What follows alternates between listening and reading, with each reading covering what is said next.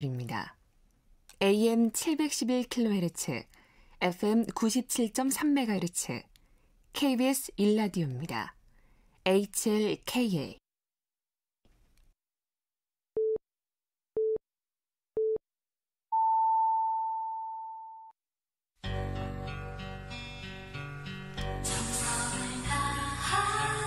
정성을 다하는 국민의 방송 KBS 주진우 라이브. 그냥 그렇다고요.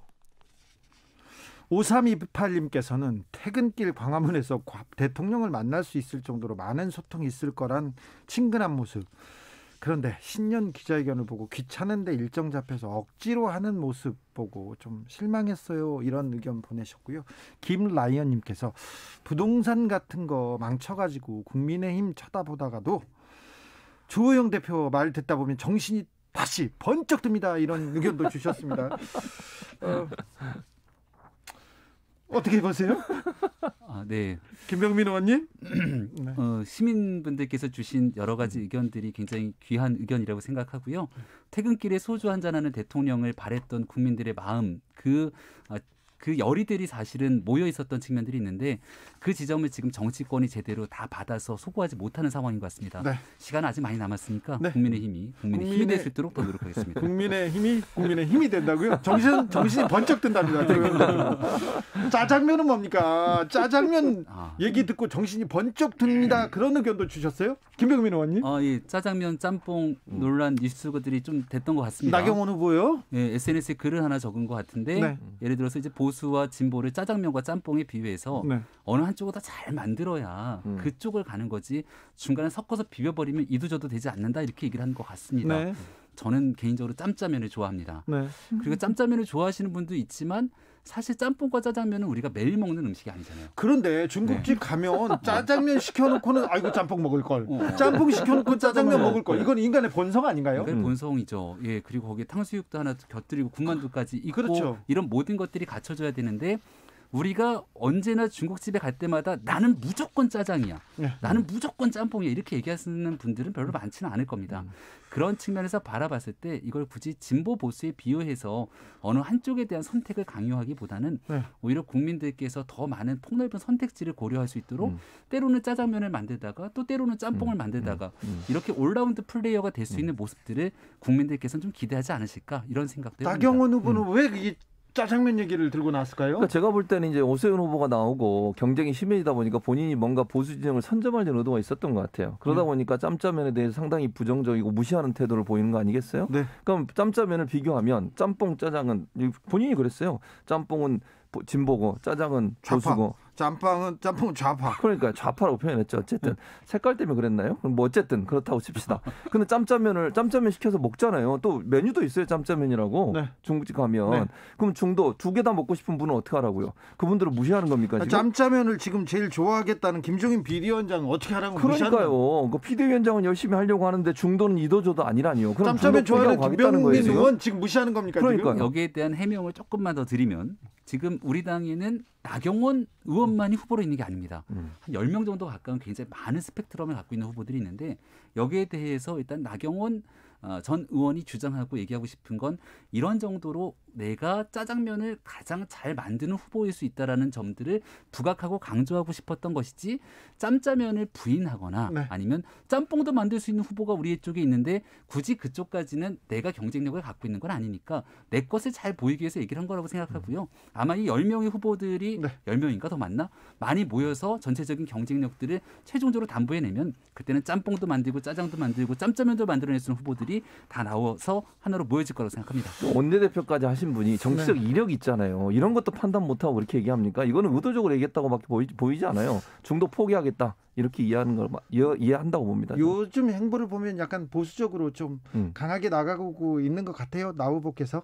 예. 왜냐하면 이 선거를 앞두고 있는 과정 속에서 나경원 전 원내대표가 가장 많이 사람들에게 사랑받았던 지점들이 있는데 그쪽에서의 경쟁력들을 더 세게 보여주려는 것 같고요. 예. 다만 그거 하나만으로 모든 것들을 다 보여준다 이렇게 볼 수는 없기 때문에 아마도 나경원 이제 후보라고 불러야겠죠. 후보가 남은 선거 운동 기간 동안 약자와의 동행이나 국민 통합이라든지 정말 더 어려운 사람들을 위해서 노력하는 여러 가지 모습들을 보여줄 거라고 생각합니다. 약자와의 동행, 그거보다는 저는 서초동의 윤짜장 이것도 생각하시는 거 아닌가 그런 생각도 해봅니다. 지지율이 워낙 높으니까요. 양혜연님께서 난 울면 얘기합니다. 울면. 다른 분들은 나는 우동 얘기하죠. 우동도 있고 네. 맞네요. 우동도 네. 있어요. 다른 면도 뭐 있어요. 요새는 뭐 3030님 솔직히 요즘은 보수인 저는 홍준표 전 대표가 그립습니다. 저도 그런 분을 100명 중에 1명 정도 봤습니다. 만났습니다. 네.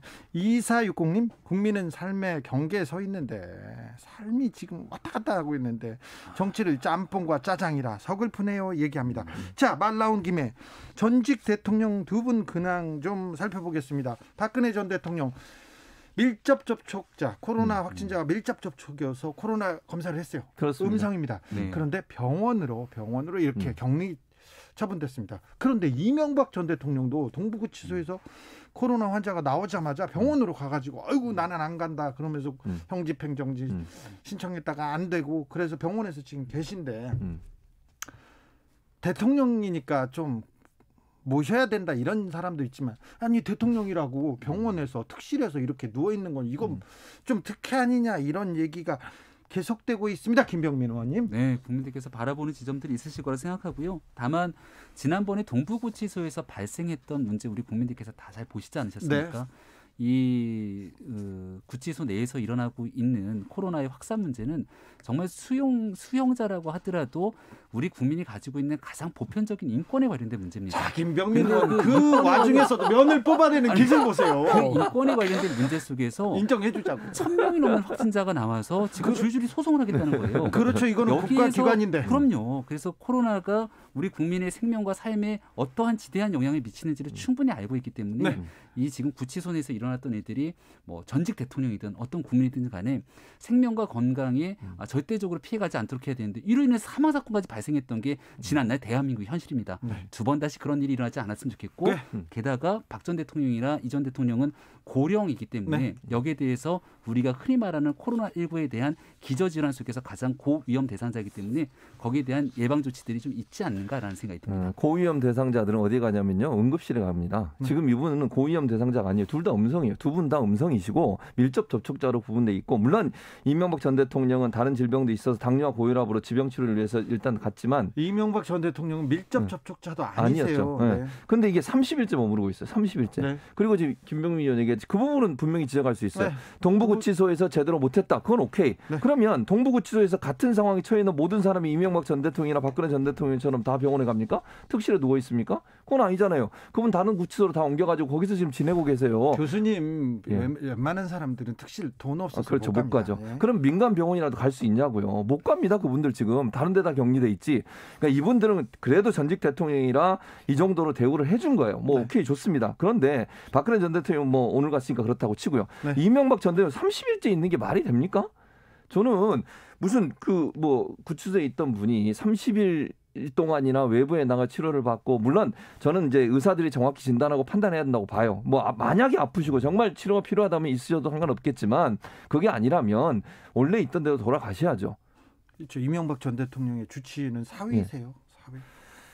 여기에 대한 의사결정을 현재 대한민국 법무부가 결정권을 쥐고 있는 것 아닌가요? 아, 네. 네. 알겠습니다. 추미애 법무부 장관께서 네. 마지막 퇴임까지 좋은 역할들을 잘하고 가야 되는데 아무튼 지금 비판하고 있는 모든 일들이 안타깝게도 문재인 정부에서 벌어지고 있다는 김병민 의원 기승전 추미애 기승전 문재인 대통령 기승전 문재인 네, 야, 정말. 핵심. 네. 자, 이 부분은 또 좀 곤란한 게 하나 나왔는데 오늘 왜 이래요?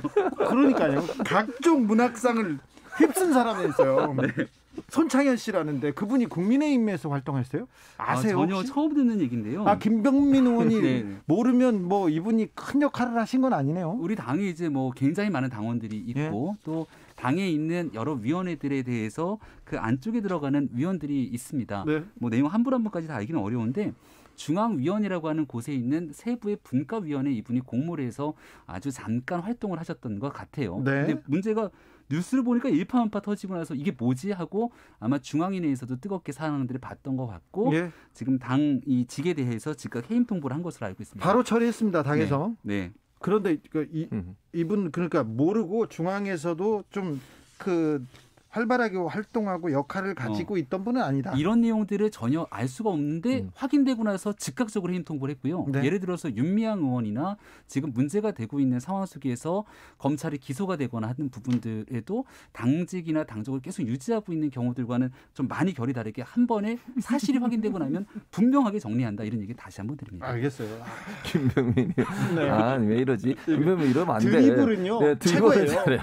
근데 코너 지역에서 이게 끌고 가는 막판에 거 가서 네. 너무 나가는데 어쨌든 저는 어떤 형태로든 이런 사람이 국민의힘에 가서 일을 했다는 것 자체가 문제라고 보고요. 이걸 걸러내지 못한 국민의힘 분명 실수예요. 누가 됐든 아무리 작은 직책이라도 반대로 얘기해서요. 만약에 민주당에 더불어민주당 이런 사람이 있었다 국민의힘 가만히 있었겠습니까? 당연히 비판하죠. 누가 됐든. 그러니까 지금 얘기한 중앙위원회 분과위원이고 뭐 역할이 적다 하더라도 어쨌든 국민의힘의 한 부분에 들어와서 위원으로 활동했다고 하면 그분이 한 일에 대한 비판은 겸허하게 받아들이고 사과해야 돼요. 네. 저는 그리고 이런 분들이 들어오는데 제대로 검증이 안 된 부분도 제대로 바로잡겠다고 하는 약속도 해야 되고 네. 입장 바꾸어 생각하면 민주당도 마찬가지예요. 민주당이 만약 이런 일이 발생했다면 국민의힘 의원들이 가만히 있었겠어요. 네. 제가 볼 땐 더 많이 공격했을 겁니다.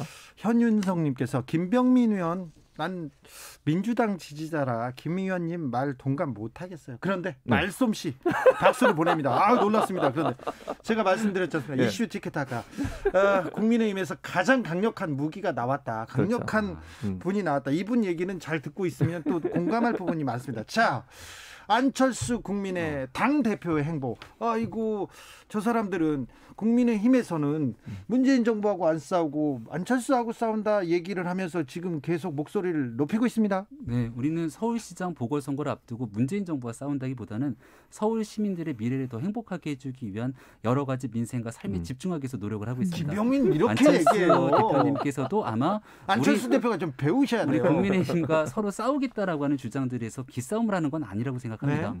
그리고 안철수 대표가 얘기하고 있는 야권 전체적으로 힘을 합치자 이런 주장에 저희가 거절의 의사를 피력한 바도 없습니다. 이번 주부터 우리 당에 있는 많은 사람들이 서울시장 선거를 위해서 모두 힘을 모으고 있는 과정이기 때문에 우리는 우리의 절차에 따라서 진행을 해나가고 있고요. 안철수 대표님 보니까 오늘 저 용산 이태원에 갔던가요? 상가를 돌면서 강원래 씨 만나서 민생행보 펼치시고 있는 모습 굉장히 보기 좋았습니다. 그런 행보를 통해서 한 2월 말 3월 초쯤 돼갖고 결국 국민들께서 어느 정당이 어떤 후보가 서울시를 대표하는 최고 지도자가 됐으면 좋겠는지에 대한 여론이 자연스럽게 수렴될 것이기 때문에 너무 초조하거나 다급해하지 마시고 각자의 일들을 꾸준히 수행했으면 좋겠다는 생각이 듭니다. 이번에는 국민의당과 국민의힘이 단일화할까요? 별로 이 단일화라고 하는 공통의 손을 잡는 지점 속에서 큰 이견은 없는 것 같습니다. 가고자 하는 지향점도 비슷하고 하겠다고 하는 목적과 정책 방향들도 흡사하다면 결국 마지막 순간에서는 왜 이 보궐선거가 치러졌는지에 대한 근본적인 이유를 찾아봤을 때 저는 어렵지 않게 함께 손을 잡을 수 있을 거라 생각합니다. 지난번 대선 때, 지난번 지방선거 때, 지난번 총선 때, 이번 총선 때는 손을 잡았다고 볼 수도 있는데 단일화가 쉽지 않을 거라는 또 의견도 있는데요. 저는 그렇게 봐요. 단일화가 쉽지 않을 거고 단일화가 되더라도 아주 자연스럽게 좋은 과정에서 그렇게 되지 않을 거라고 봅니다. 갈등이 심할 거고요. 그게 도리어 마이너스 요소를 작용할 가능성이 있다. 안 될 가능성도 있고 되더라도 상당히 큰 서로 간의 상처를 주고 끝날 가능성이 있어서 그게 국민의힘한테 부정적 영향을 미칠 가능성이 있다고 봅니다. 그건 좀 걱정이죠. 단일화가 이제 안 될 거라고 딱 기정사실에서 말씀을 주시지만 과거에 있었던 전례들을 비춰서 보통 말씀을 주시는 거예요.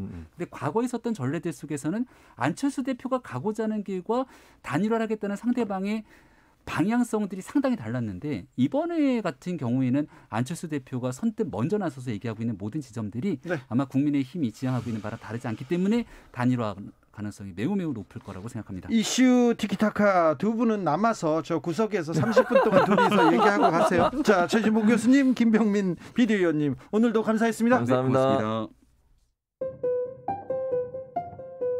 정치 피로, 사건 사고로 인한 피로, 고달픈 일상에서 오는 피로. 오늘 시사하셨습니까? 경험해보세요. 들은 날과 안 들은 날의 차이.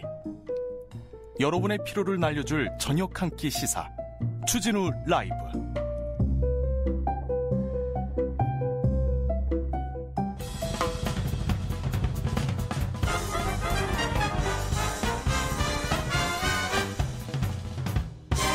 훅 인터뷰.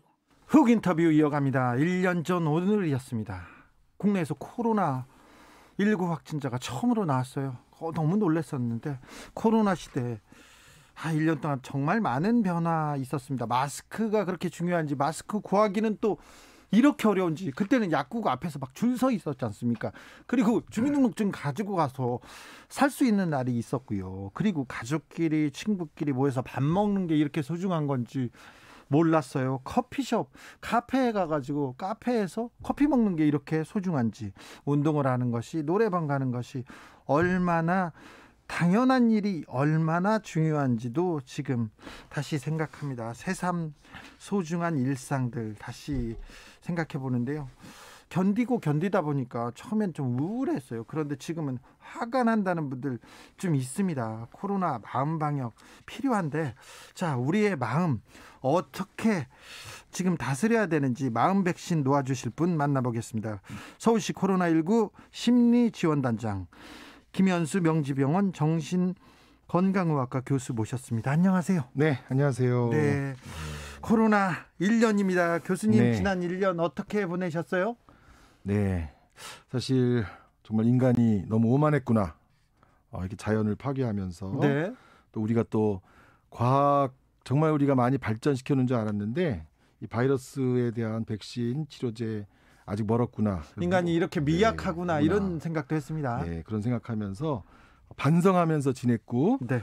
그렇지만 한편으로 우리 국민들이 정말 방역 이렇게 철저히 협조하는구나. 네. 우리 국민이 지혜롭구나, 이런 생각도 했고요. 하지만 또 이 마음 정말 중요하다, 이런 생각도 들었습니다. 네. 네. 지난해 코로나로 아이들이 잃은 것들, 우리가 네. 놓치고 있던 아이들 마음 보고서라는 책을 내셨어요. 네. 어떤 내용이었습니까? 왜 이 책을 내셨는지요? 코로나로 힘들어하면서 힘든 거를 말을 못하는 우리 사회에 사람들이 있는데요. 그중에 네. 아이들도 있었고요. 사실은 장애인도 있었고요. 또 이주민도 있었고, 코로나로 힘든데 발언권이 없거나 코로나로 힘든데 자기 자리가 없었던 사람들이 많이 있었는데, 네. 그중에 그래도 제가 할 수 있는 이야기 중에 하나가 아이들의 이야기를 대신할 수 있어서, 네. 또 진료받는 아이들이 와서 코로나로 어른들만 힘든 게 아니라 네. 아이들도 힘들다. 그래서 그런 책을 쓰게 됐어요. 아이들은 학교에 가서 네. 뛰어놀지도 못하고 학교를 못 가요. 네, 맞아요. 그리고 연애도 못하고 지금 나가서 친구들하고 놀지도 못하고. 네. 자, 코로나 1년 우리 아이들과 청소년들에게는 어떤 시간이었을까요? 어른들은 공부만 중요하다고 생각하는데 사실 그동안에 정신의학이 밝힌 바에 따르면 친구도 정말 중요하고요. 그렇죠. 학교에서의 사회적 경험도 정말 중요하고요. 학교에서 뭐 배우기만 하고 공부만 하는 건 아니죠. 그렇죠. 네. 친구들과의 사회적 경험, 네. 옛날 원숭이 실험에서부터 여러 가지 실험에서 보이지 않게 사회생활을 통해서 경험하는 네.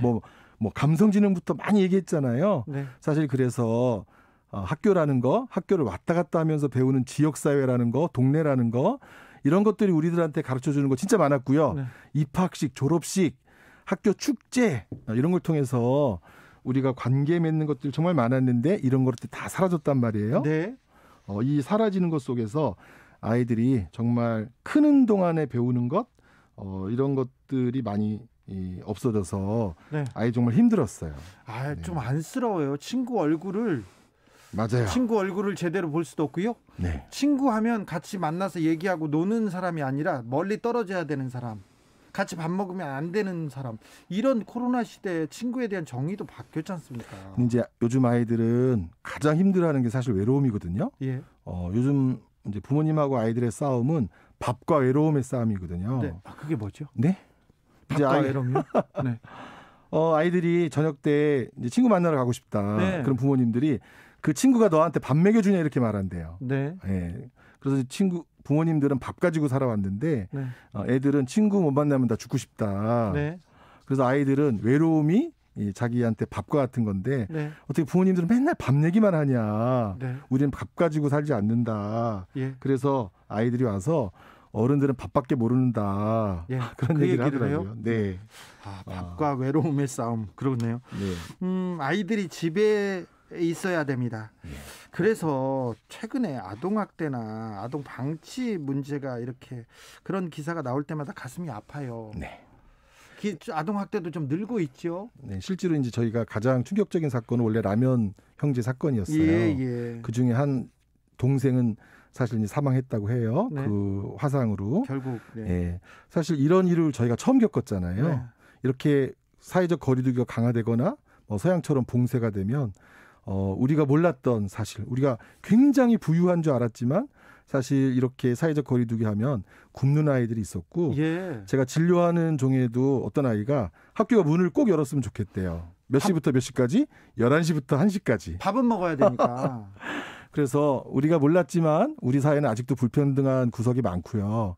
학교에서의 밥이 최고의 식사라고 여기는 아이들이 있었다는 사실을 새삼 알게 된 것 같아요. 네, 그래서 미안해요, 그 아이들. 네, 그래서 이런 만약에 그런 일이 오지 않기를 바라지만 다시 사회적 거리두기와 같은 일이 있으면 굶는 아이들 챙기는 거 서양은 그런 경험이 있었기에 이제 그런 어쨌든 조치들이 있더라고요. 네. 그래서 그런 거부터 시작해서 이런 아동 학대가 일어나지 않도록 하는 이 공적인 돌봄 체계. 네. 만약에 이제 마음의 방역에서 우리가 이제 우울하지 않고 이런 것도 중요하지만 기본적으로 아이들이 잘 보호받을 수 있는 공적인 돌봄 체계 이런 것을 잘 짜여지게 하는 것 이게 이제 정말 중요한 일이었던 것 같아요. 네.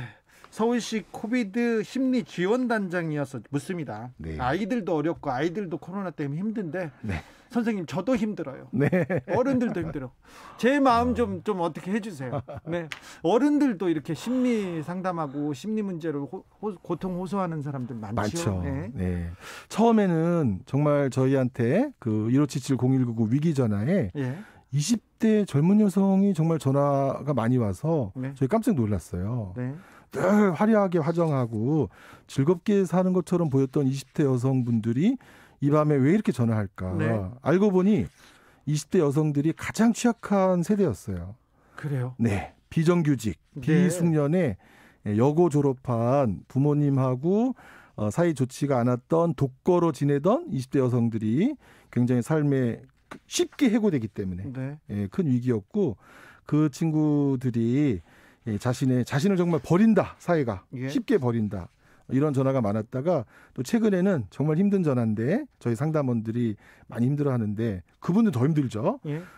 내일 문 닫을지 뭐 오늘 문 닫을지 생활고. 네. 그래서 문 닫음의 전화. 그러면서 동시에 자기 목숨도 마감할 것 같다라는 그런 이 자영업 하시는 분들의 전화가 그래서 정말 이 심리 방역의 중요성, 이 문은 닫아도 마음은 닫지 말자, 마음 우리 계속 연결하자, 내일 또 통화하자 이렇게 마음은 이어가자라고 이어는 가고 있지만 현재 그래서 이제 정부가 어쨌든 국민들의 마음의 임계점 이런 걸 좀 제발 알아줬으면 좋겠다 그런 마음입니다.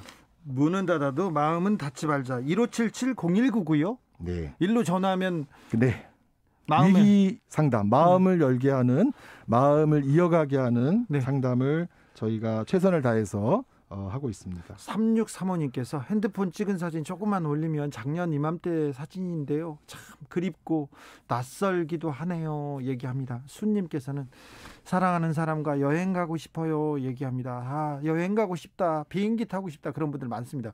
보아님께서 미용실 가고 싶다. 이렇게 얘기하는데 저는 평생 미용실 가고 싶지는 않습니다. 저는 싫습니다. 아무튼 그런 분들 많습니다. 5716님 코로나하면 생각나는 거 시도 때도 없이 울리는 재단 문자 그리고 익숙해져 버린 마스크 매일 반복되는 브리핑 경조사 참석을 안 해도 이해해주는 희한한 현재 이 세태 참 놀랍습니다. 정말. 자 선생님 코로나 때문에 우울해요. 코로나 블루 얘기가 나왔습니다. 그런데 코로나 때문에 화나요. 코로나 레드가 나오더니 이제 절망감 이제 다 놓고 싶어요. 암담해요 하면서 코로나 블랙이라는 신조어까지 나왔어요. 현재 상황 어떻게 보고 계십니까? 이제 대부분의 분들이 뭐 여름엔 끝나겠지. 그래서 1차 계획. 겨울에는 끝나겠지. 2차 계획. 새로운 봄이 오면 끝나겠지. 그랬는데 지금 2021년 올해 겨울쯤에나 백신 접종 다 끝난 다음에 집단 면역이 되면 끝날지 안 끝날지 모르겠다라고 하니까. 그래도 거리 두기 하고 그때도 마스크를 써야 된다면서요? 네, 그러니까 이런 만성적인 스트레스의 과부하. 예. 이러니까 이제 정말 다리가 후들거린다. 내 마음을 더 이상 컨트롤 못하겠다. 이런 모든 국민이 정말 과부하의 상태에서 이제 면역력을 정말 버티면서 살아야 되는 그런 참 어려운 시기가 저희가 지금 겪고 있는 이 시기인 것 같아요. 네. 네. 자, 코로나 우울증 그리고 코로나 분노 이거 조금 극복하는 데 도움이 될 만한 것들이 어떤 게 있을까요? 모두가 화가 나는 시기고 모두가 힘든 시기일 때 제일 중요한 건 자신의 상태를 아는 것인 것 같아요. 네. 내가 얼마나 지금 화가 났나? 내가 얼마나 힘든가? 자신의 상태를 아는 거는 굉장히 어려운 일입니다. 네. 그래도 사실 그래서 이제 우리가 뭐 10점 만점에 몇 점 서로 모여서 이런 얘기도 많이 하거든요. 너 예. 오늘 상태가 어떠냐? 예. 뭐 오늘의 기분 날씨가 어떠냐? 우리 청소년들하고 모여서도 그런 거 많이 하거든요. 네. 자신의 상태를 잘 알고 네. 그다음에 하루에 어떤 순간이라도 자신이 쉬거나 자신의 고요한 시간, 평화의 시간을 가져서 쉼을 가질 수 있는 시간을 어떤 식으로라도 확보하는 게 정말 중요하고 그다음에 긍정적인 기분이나 긍정적인 상태를 유지하려고 하는 노력도 정말 중요하다고 그래요. 네. 네. 어찌됐든 마지막 마음의 포장이나 봉인을 할 때는 그래도 뭐 어떻게 나아지겠지. 굉장히 유명한 철학자들이 뭐 다 지구에 종말이 오면 뭐 나무를 심겠다, 사과나무를 심겠다, 내일 씨앗을 심겠다라고 했던 말들은 아주 깊은 의미가 있었던 말들이었던 것 같아요. 그래서 사실 희망을 잃지 않는 긍정적인 분위기로 산다는 것, 그냥 아주 별 의미가 없는 말인 것 같지만 아주 긍정적인 태도를 유지하는 것, 이게 우리의 면역력도 강화하고 또 주변에도 힘을 주는 일인 것 같아요. 교수님만의 이 조금 우울함을 극복하는 그런 좀 비책이 있으면 좀 알려주세요. 대부분의 뭐 사람들이 자기 현재 기분에서 빠져나가기 위한 어떤 가벼운 기분 전환의 일을 하죠. 네. 뭐 저는 뭐 유튜브를 보기도 하고요. 예. 유튜브 길지 않은 거 15분, 20분짜리 또는 뭐 10분짜리 지금 기분에서 빠져나갈 수 있는 것을 간단하게 하고 그런 다음에 양치질이나 세수를 가볍게 하고 그다음에 다시 재밌는 공부를 한다든지 재밌는 책을 본다든지 재밌는 공부를 한다든지 재밌는 책을 본다든지 이게 실효성 없는 대책. 교수님 갑자기 규탄하고 싶습니다. 7590님 비행기 타고 싶고요. 미용실 가고 싶어 고민하는 분들 부러워요. 당장 임대료뿐 아니라 끼니가 걱정됩니다. 이렇게 코로나도 무섭지만 생활고 더 무섭다는 분들이 있습니다. 굉장히 안타깝습니다. 밀루아님께서 중3 아이 자기 방 안에서 컴퓨터 모니터 보면서 졸업식했어요. 아이고 우리 아이들 너무 안쓰러워요. 네, 요즘 졸업식 시즌이라서 다 졸업식 때문에 정말 안타까워하는 가족들이 많은 것 같아요. 네. 자, 정신건강 서비스 전 국민을 대상으로 코로나 시대 정신건강을 좀 챙기겠다고 정부에서 발벗고 나섰습니다. 5년간 2조 원 투입하겠다고 말하는 걸 보면 돈을 많이 쓰겠다고 하는 거 보면 제도를 좀 준비하겠다는 건데 어떤 제도가 준비되어 있습니까? 준비해야 됩니까? 더 많은 준비가 필요하다고 생각하죠. 예. 하지만 뭐 정부가 이렇게 우리 정은경 질병관리청장님부터 국민들의 마음이 중요하다, 국민들의 심리 방역이 중요하다 이렇게 말씀해 주신 것부터 저는 감사하다고 생각하고 어쨌든 정부가 국민의 마음을 돌보겠다, 정신을 돌보겠다 이렇게 해서 이런 정책과 계획을 준비했다는 것 자체가 그래도 우리 정부가 여러 가지 방면을 다 지원하려고 하는구나 하는 점에서 그래도 성숙한 정부로 가고 있다 이런 생각을 긍정적으로 해보려고 저도 애를 쓰고 있습니다. 네. 코로나 때문에 굉장히 긴장하고 또 인내하고 있어요. 그런데 그 인내가 1년을 지나면서 굉장히 다른 부작용으로 지금 표출될까 그게 걱정이에요. 저는 코로나 시대가 끝나더라도 꼭 그런 거 있지 않습니까? 가장 어려운 일을 헤쳐나가고 난 후에 이렇게 좀 거기서 무너지는 아주 어려움을 극복한 부부가 그걸 극복한 이후에 이혼하는 경우 굉장히 많거든요. 이거는 서로가 믿고 서로가 공동의 목표를 향해서 함께 추구하던 것을 잘 얻으면 그렇게 되지 않는다고 생각해요. 네. 근데 그것이 이제 굉장히 서로가 원하는 게 아니었다. 그럴 경우에는 우리 기자님 우리 말씀처럼 그렇게 될 수 있는데 저희는 굉장히 놀라는 게요. 많은 전문가들이 사실 우리나라 국민들이 이렇게 철저하게 할 수 있다는 것에 굉장히 놀라요. 굉장히 훌륭한데요. 네. 그만큼 스트레스, 심리적으로 굉장히 압박감도 클 거예요. 그럼에도 불구하고 이거를 잘 견디면서 또 한편으로 보면은 또 즐길 만한 것들은 또 굉장히 잘 즐기고 계시거든요.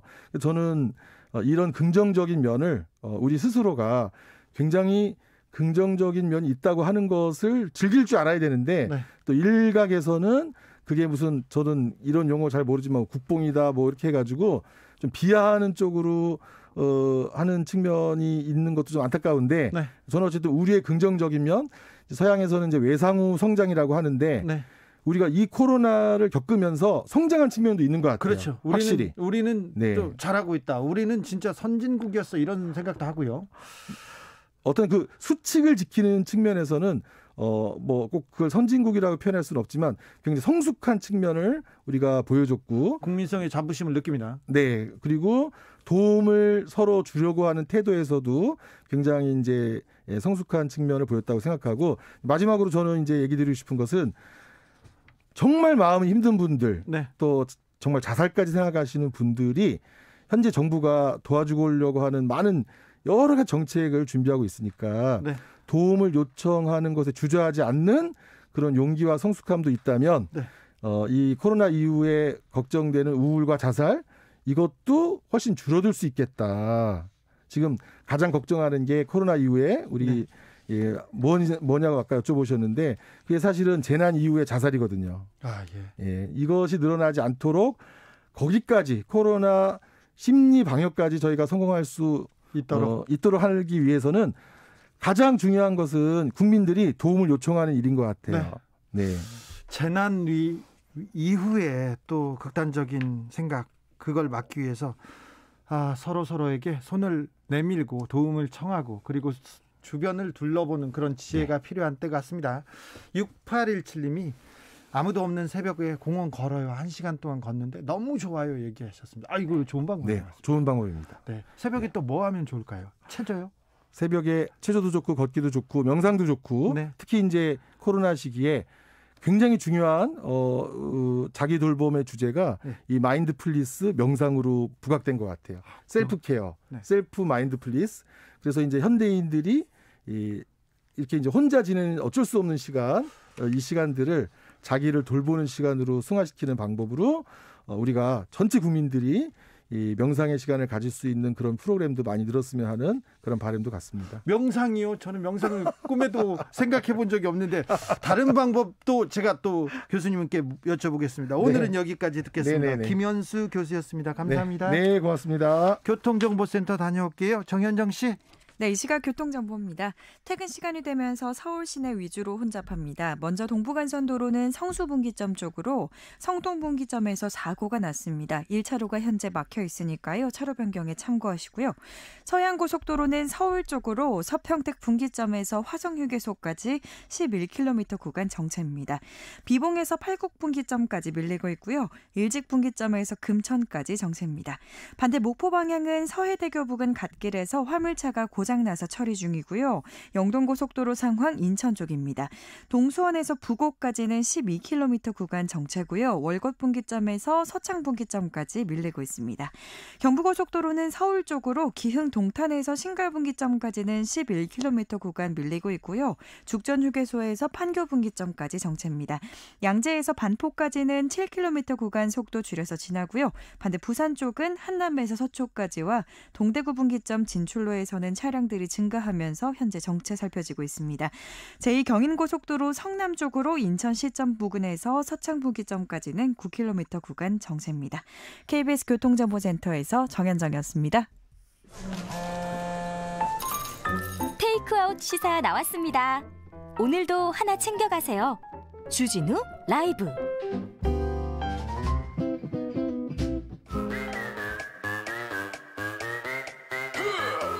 모두 정숙해 주십시오. 재판 5분 전입니다. 재판부 입장하고 변호사들 들어왔습니다. 그럼 사건 번호 0120 오늘의 재판 시작합니다. 양지열 변호사 출석했습니까? 네, 양지열입니다. 박지원 변호사 출석했나요? 네, 출석했습니다. 네.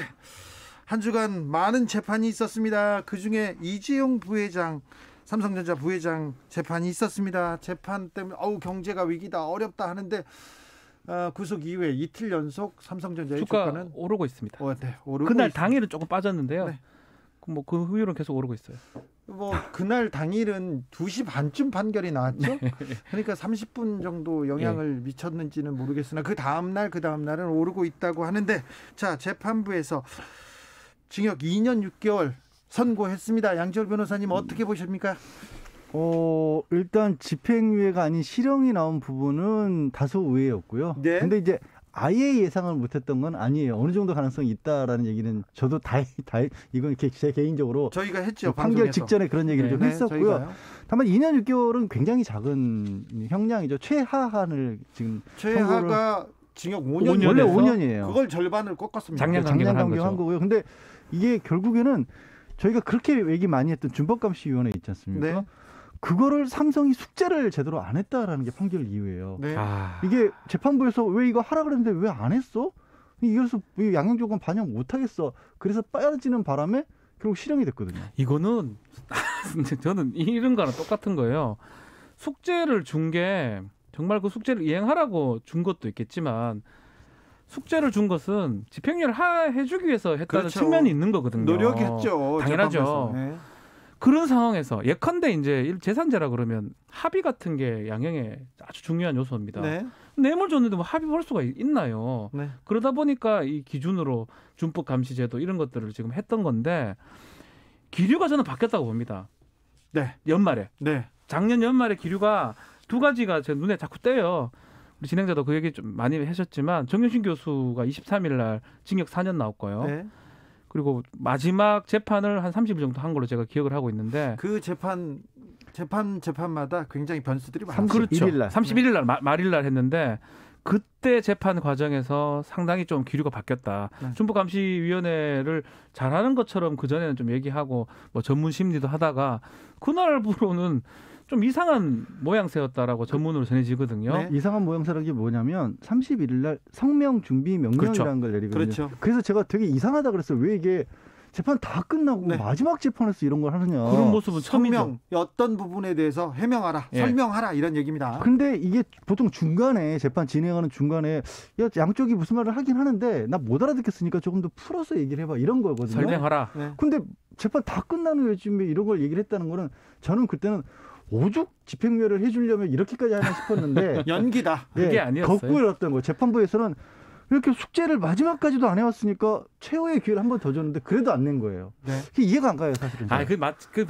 그래서 재판부는 판결문 그렇게 됩니다. 숙제를 줬고 그 숙제만 잘했으면 집행유예나 좋은 형을 줬을 건데 숙제를 이행하지 않았기 때문에 실형 같다. 이런 논리로 했지만 저는 그거보다는 기류가 좀 바뀌었던 게 아닌가. 국민적 여론. 그냥 논리를 법 논리를 뿐이라는 거예요? 저도 판사해보지만 그냥 논리는 만들기 나름인 거고요. 아, 핑계다. 일종의 왜냐면 합리화다. 처음부터 그거 하지를 말든가 이상한 제도 만들어 놓고 그 정경심 교수 판결이 제가 계속 그 유일한 변수라고 얘기했는데 절대적인 변수가 된 겁니다.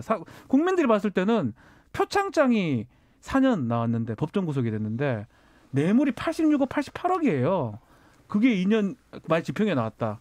그걸 어떻게 받아들이겠습니까? 정경심 재판이 징역 4년이 나왔는데 표창장 위조로 4년인데 그렇죠. 대통령 뇌물을 줬어요. 뇌물을 받은 대통령 감옥에 갔고요.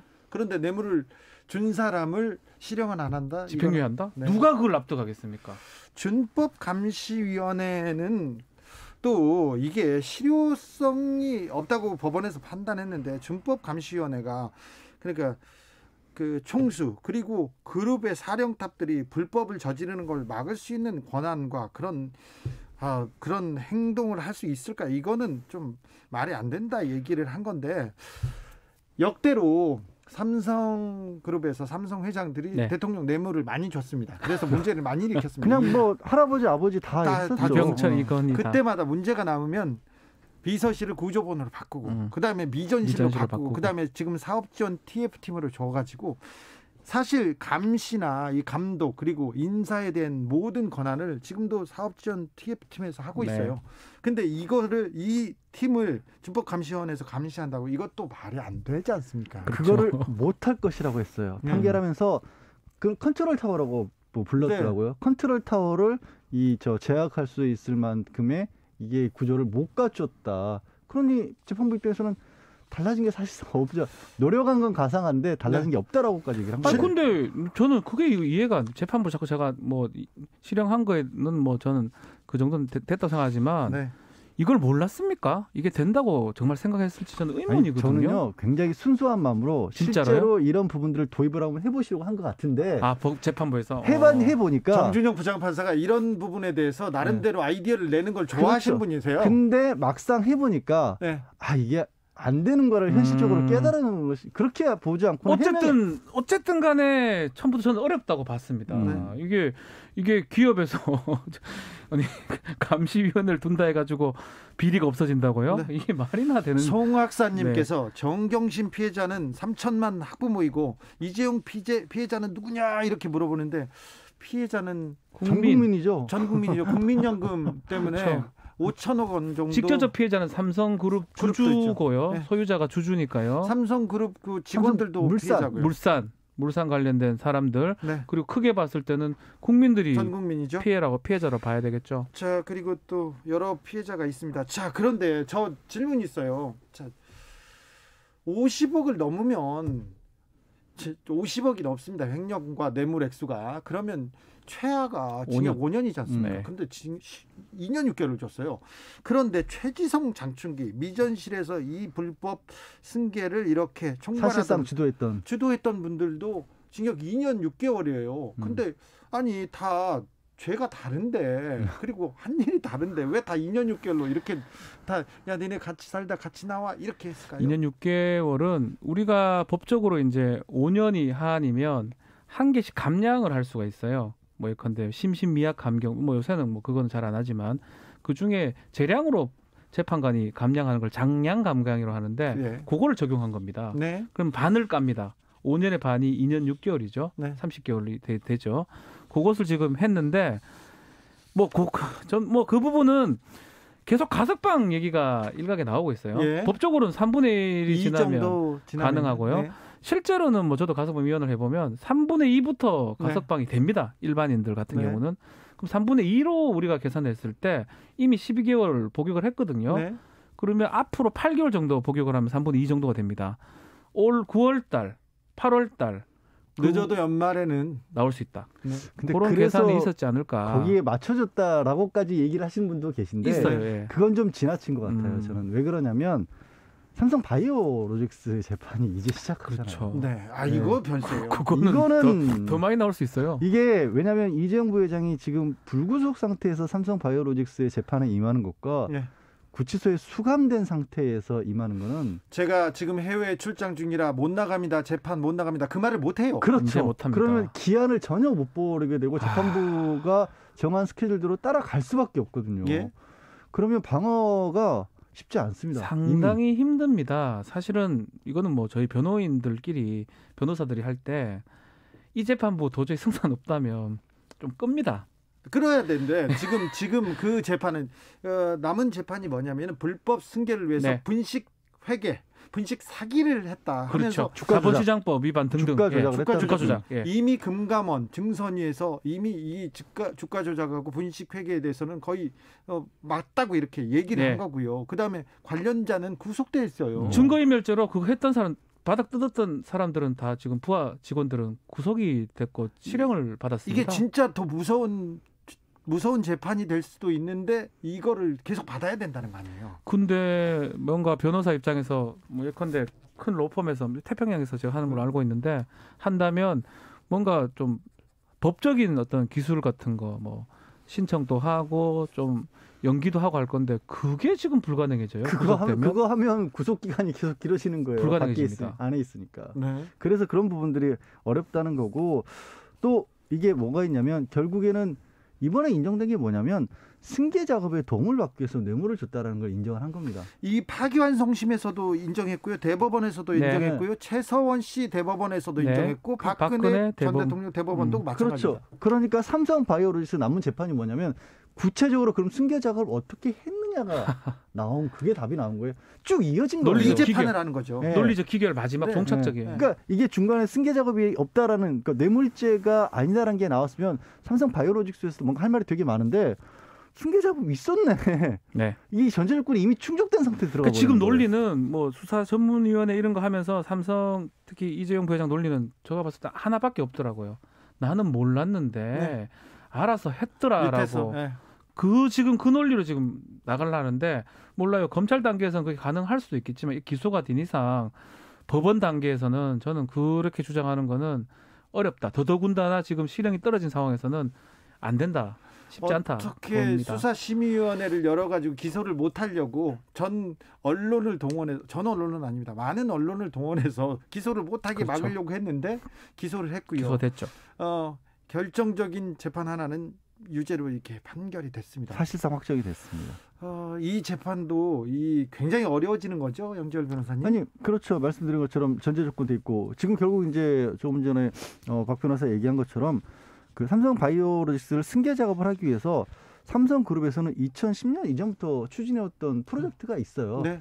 검찰에서는 그 프로젝트에 맞춰서 준비를 해왔다가 다만 조금 서둘렀던 부분은 이제 이건희 회장이 갑자기 와병에 들어가는 바람에 조금 서둘렀다. 더 많이 서둘렀죠. 네. 그렇죠. 그거 말고는 이미 계획된 일이었다는 게 지금 검찰의 자료가 있습니다. 자료가 문건들이 다 나왔고요. 프로젝트 자료라는 왜냐하면 게 이게 거슬러 올라가면 애초에 제일모직, 그러니까 에버랜드가 제일모직으로 이름을 바꿨잖아요.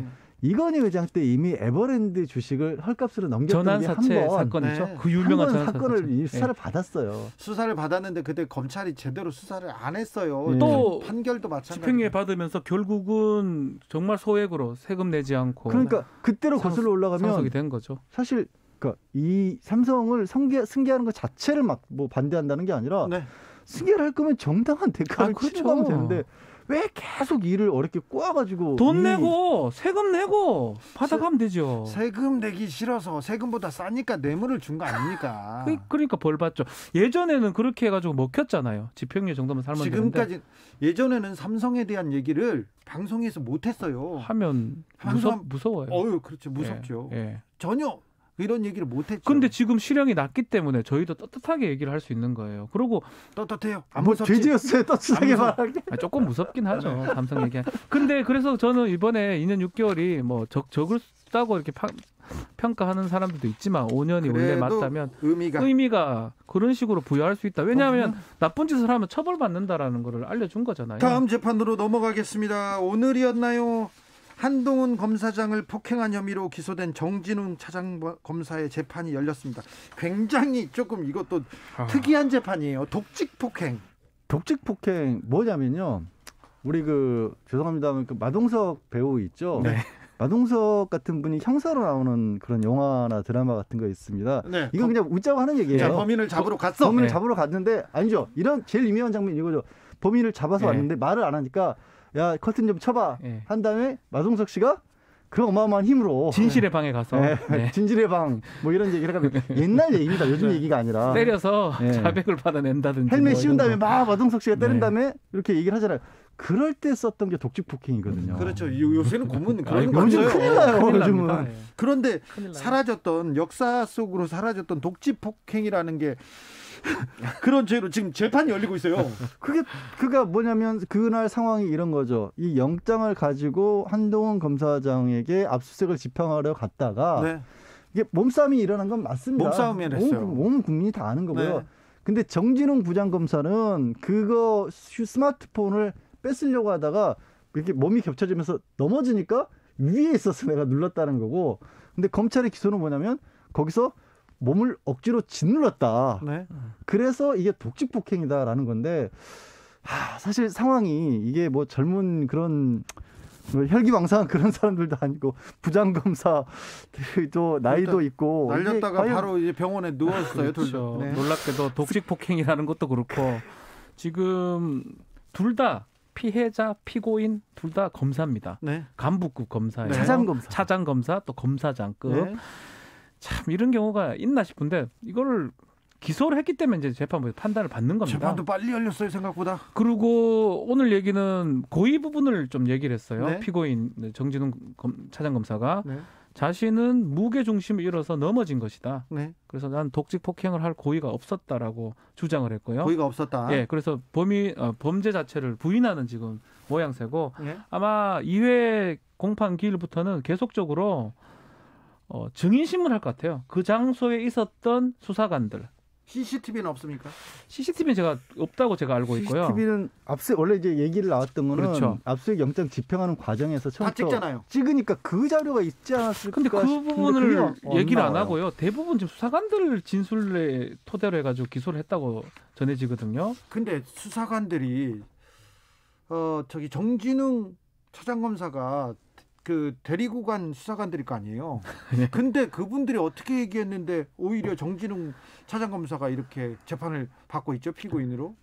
기소는 기소 독점입니다. 기소 네. 재량이고요. 네, 검사 마음입니다. 검사가 어떻게 결정하느냐에 네. 따라서. 검사가 뭐 상관이든 뭐든 독직 폭행해서 기소도 할 수 있고요. 예. 또 기소유예도 할 수 있고요. 무혐의도 할 수 있는 그런 모습 우리가 많이 얘기했었고 독직 폭행이라는 거 저는 거의 본 적이 없어요, 최근에. 검사들 간에 이렇게 또 법 집행 과정에서 이 몸싸움도 본 적이 없고요. 그걸 가지고 이렇게 기소한 것도 본 적이 없어요. 아주 저는 처음이고 좀 사실 검사들이 압수수색하는데 웬만한 데는 잘 안 나가죠. 부장검사 우리가 TV 보면 검사 나가는 것처럼 보이죠. 안 나가요. 수사관들이 해요. 검사가 그러니까 예우 합니까? 차원에서 나갔던 건데 뒤에 서 있죠, 그냥. 네. 예우 차원에서 나갔다가 다른 사람이면 아마 이런 건 있었을 거예요.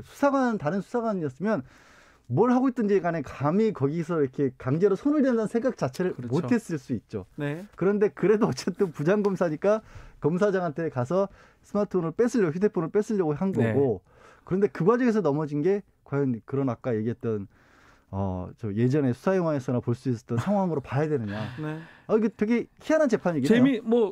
주목을 해야 되는 저는 요거 말고 그러면 자꾸 그 휴대전화가 얼마나 중요하길래 안 뺏기려 했고 한쪽은 뺏으려 했고 독직 폭행을 기소를 했고 수사 초기에 압수수색을 좀 신속해서 바로 뺏어야 이게 아니 이번에도 휴대전화 4개 다 없어져 버렸잖아요. 검사들이요. 룸사롱에서 술 드신 분들 그 불기소는 했는데 알고 보니까 휴대전화를 다 바꾸시고 아니 10일 날 작년 10월 달에 휴대전화 4개가 동시에 그래 사라지는 게 현대 과학적으로 설명이 가능합니까? 동시에 이게? 사라진 게 아니라 갑작스럽게 떨어뜨렸대잖아요. 장보러 갔다가 떨어뜨렸고 잃어버리고 네? 그랬다잖아요. 말이 됩니까 이게? 그것도 하필이면 보도 직후에 의혹이 알려지고 난 직후에.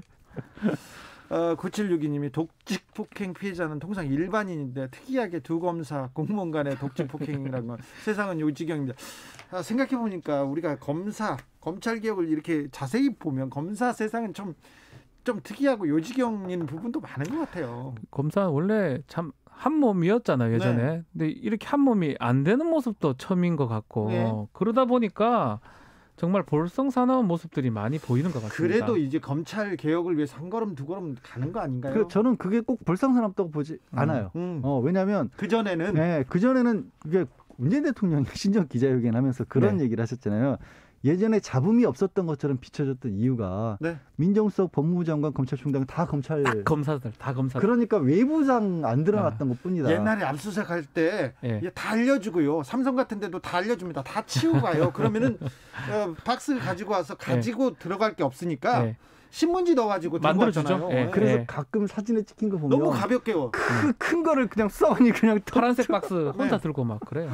그 장충기, 최지성 사장들이 감히 나를 수사해 그래가지고 휴대전화를 안 바꾸고 들고 있었다는 거 아니에요. 근데 이제 검찰 내부에서도 서로 갈등이 있고 공수처 있고 그러면 그런 일이 반복 안 되겠죠. 그러려고 검찰 개혁하는 거 아니에요? 그러니까 그런 갈등이 지금은 볼썽사납지만 이게 다 또 사실은 필요해요. 저는 긍정적으로 제가 볼썽사납다는 거는 그 검찰 내부를 말하는 거고 그렇죠. 긍정적인 저는 변화의 방향이라고 좀 조심스럽게 말하고 싶습니다. 많은 스트레스를 줬지만 그럼에도 불구하고 검찰개혁 유유히 갑니다. 언론개혁만 조금만 보태주면 돼요. 좀 됐으면 좋겠어요. 언론개혁은 이거 걱정이에요. 이건 어떻게 재판할까요? 그거는 검찰개혁이나 그러니까 권력기관의 개혁이 이루어지면 자연스럽게 따라갈 수밖에 없는 부분이 있어요. 그런가요? 일정 부분은. 네. 그렇지 않습니까? 결국 취재원 자체가 달라져 버리니까요. 그 부분에 대해서도 우리가 고민해보고 또 얘기해보겠습니다. 2081님께서 검사들의 유치한 재판놀이 그만들 하세요. 재미없소이다. 재미없어요. 진짜 많이 봤습니다. 네. 재판 5분 전 양지열 변호사, 박지훈 변호사 오늘도 감사했습니다. 네, 고맙습니다. 영화